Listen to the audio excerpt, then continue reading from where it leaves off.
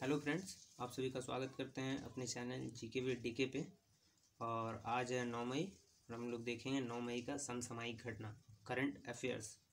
Number 1, CT scan करने से किस रोग के होने की खतरा बढ़ जाता है, जिसकी पुष्टि हाल ही में एम्स के डायरेक्टर द्वारा किया गया। तो ये कैंसर होने की खतरा बढ़ जाता है और ये 2000 गुना बढ़ जाता है। सेकंड नंबर क्वेश्चन पे चलते हैं।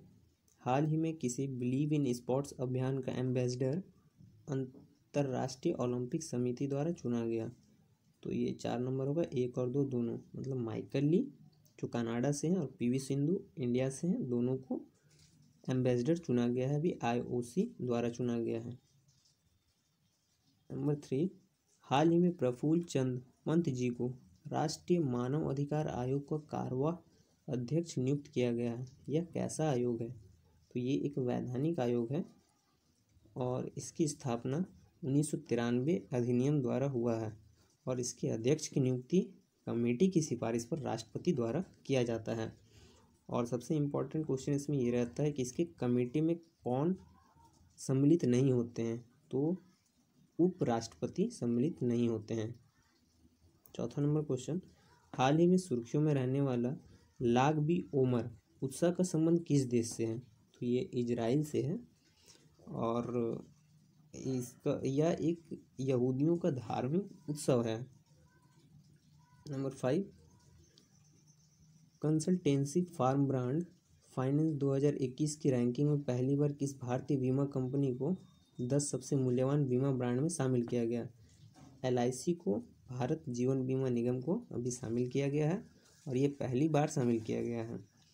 और ध्यान देने वाली बात है कि कुछ ही दिन में मार्केट में एलआईसी का आईपीओ आने वाला है। आईपीओ एक इनिशियल पब्लिक ऑफर होता है जिसके जरिए प्राइवेट प्लेयर्स भी अब एलआईसी में इन्वेस्ट कर सकेंगे।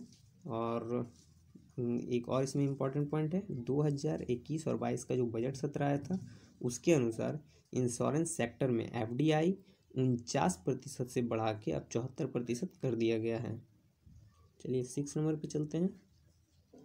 मशहूर फिल्म निर्माता सत्यजीत रे का 100वां जन्मदिन 2 मई 2021 को मनाया गया। इन्हें किस वर्ष भारत रत्न मिला था? तो इन्हें 1992 में भारत रत्न दिया गया था और इनका पहला फिल्म था पाथेर पंचाली। नंबर 7, भारत और कौन सा पहला गैर क्वाड देश जिसके साथ 2+2 मंत्री स्तर संवाद करने की सहमति बनी है? तो ये रूस है जो एक गैर क्वाड देश है। क्वाड क्या है? क्वाड क्वाड्रिलेटरल सिक्योरिटी डायलॉग है एक, और इसमें 4 सदस्य हैं, भारत, जापान, ऑस्ट्रेलिया और अमेरिका है, जो एक तरह से अनौपचारिक रणनीतिक मंच है क्वाड। और यहाँ सदस्य देश जो भी हैं वो अर्धनिर्मित शिखर सम्मेलन, सूचना के आदान प्रदान और सैनिक अभ्यास द्वारा एक दूसरे के साथ बनाए रखते हैं।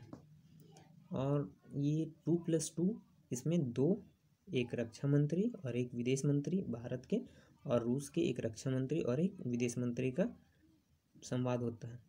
चलिए 8 नंबर क्वेश्चन पे चलते हैं। विश्व प्रवासी पक्षी दिवस कब मनाया जाता है? तो ये 8 मई को विश्व प्रवासी पक्षी दिवस मनाया जाता है। नंबर 9, हाल ही में वनराज भाटिया का निधन हुआ, वे क्या थे? तो वे एक संगीतकार थे और इन्हें 2018 में पद्मश्री अवार्ड से नवाजा गया था। नंबर 10, हाल ही में G20 पर्यटन मंत्री की बैठक कहाँ आयोजित की गई है? तो ये इटली में आयोजित की गई है।